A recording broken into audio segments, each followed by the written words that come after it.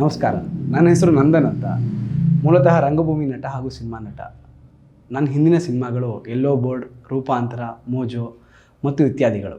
ಠಾಣೆ ಈ ಸಿನಿಮಾಗೆ ಬಂದರೆ ಭಗತ್ ರಾಜ್ ಅವರು ನನಗೆ ಕಾಲ್ ಮಾಡಿದ್ರು. ಚಾಂಟಿ, ನೀನು ಬರಲೇಬೇಕು ಸಿನಿಮಾಗೆ, ಮಾಡು ಅಂದರು.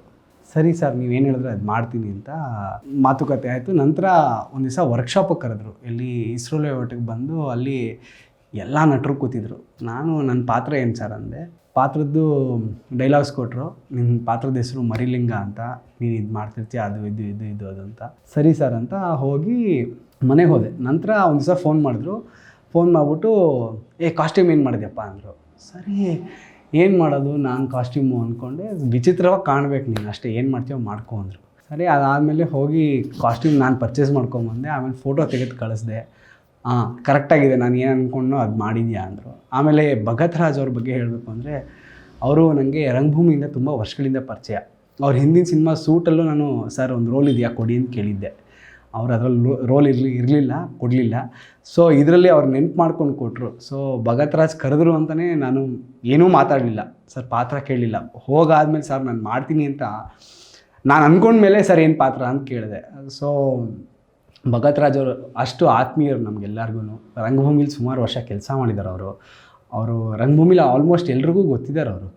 ನಂತರ ಶೂಟಿಂಗ್ ಎಲ್ಲಿ ಮಾಡೋಣ ಅಂತ ಕೇಳಿದ್ರೆ ಒಂದು ಲೊಕೇಶನ್ ಕಳಿಸಿದ್ರು.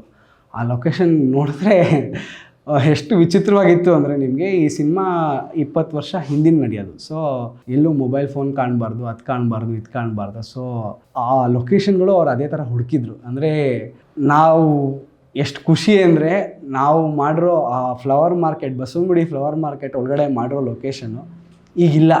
ಈಗ ಅದನ್ನು ನೋಡಬೇಕು ಅಂದರೆ ನೀವು ಠಾಣೆ ಸಿನಿಮಾ ನೋಡಲೇಬೇಕು. ಅಷ್ಟು ಒಳ್ಳೆ ಜಾಗ ಹೊಡೆದು ಹಾಳಾಯಿತು. ಲಾಸ್ಟ್ ಶೂಟಿಂಗ್ ನಮ್ಮದೇ ಆಗಿದ್ದು ಅನಿಸುತ್ತೆ. ಅಲ್ಲಿ ಶೂಟಿಂಗ್ ಮಾಡಬೇಕಾದ್ರೆ ಅನುಭವಗಳು ತುಂಬ ಚೆನ್ನಾಗಿತ್ತು. ಯಾಕಂದರೆ ನಾನು ಬೆಳಗ್ಗೆ 7 ಗಂಟೆಗೆ ಬಂದೆ ಒಂದು ಸಲ ಶೂಟಿಂಗಿಗೆ. ನಾನು ನಿಟ್ಟುಸಿರು ತೊಗೊಂಡಿದ್ದು ಮಧ್ಯಾಹ್ನ 12:30 1 ಗಂಟೆನೋ. ಅಂದರೆ ನಾನ್ ಸ್ಟಾಪು, ಕಾಸ್ಟ್ಯೂಮ್ ಚೇಂಜ್, ಶೂಟ್.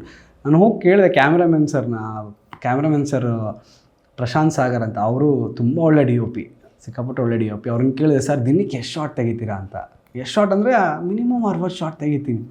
ಆ್ಯಕ್ಚುಲಾಗಿ ಆಶ್ಚರ್ಯ ಆಯಿತು. ಸಿಕ್ಕಾಪಟ್ಟೆ ಕಡಿಮೆ ಟೈಮಲ್ಲಿ ಒಳ್ಳೆ ಔಟ್ಪುಟ್ ಕೊಡ್ತಾರೆ ಅವರು. ಅಂದರೆ ಇಷ್ಟು ಟೈಮಲ್ಲಿ ಇಷ್ಟು ಔಟ್ಪುಟ್ ಕೊಡೋ ಸಾಧ್ಯನಾ, ಇಷ್ಟು, ಅದು ದೊಡ್ಡ ಕ್ಯಾಮ್ರಾ ಇಟ್ಕೊಂಡು ಲೆನ್ಸ್ ಚೇಂಜ್ ಮಾಡಿಕೊಂಡು, ನಾವು ಕಾಸ್ಟ್ಯೂಮ್ ಚೇಂಜ್ ಮಾಡಿಕೊಂಡು, ಡೈರೆಕ್ಟ್ರಿ ಒಂದು ಪಕ್ಕದಲ್ಲಿ ಸೀನ್ ಬ್ಲಾಕಿಂಗ್ ಮಾಡಿಕೊಂಡು, ಸೀನ್ ತೆಗೆದು ಬೇರೆ ಆರ್ಟಿಸ್ಟ್ಗಳ ಜೊತೆ ಕೋಆರ್ಡಿನೇಟ್ ಮಾಡಿಕೊಂಡು ಸಿಕ್ಕಾಪಟ್ಟೆ ಚೆನ್ನಾಗಿತ್ತು. ಅಂದರೆ ತುಂಬ ಚೆನ್ನಾಗಿ ಅಚೀವ್ ಮಾಡಿದ್ದಾರೆ. ಠಾಣೆ ಅನ್ನೋ ಸಿನಿಮಾ ಭಗತ್ ರಾಜ್ ಅವರ 2ನೇ ಸಿನಿಮಾ. ತುಂಬ ಚೆನ್ನಾಗಿ ಬಂದಿದೆ. ನೀವೆಲ್ಲರೂ ನೋಡಬೇಕು ಅಂತ ನಾವು ಹಾರೈಸ್ತೀವಿ. Thank you. All the best to ಠಾಣೆ.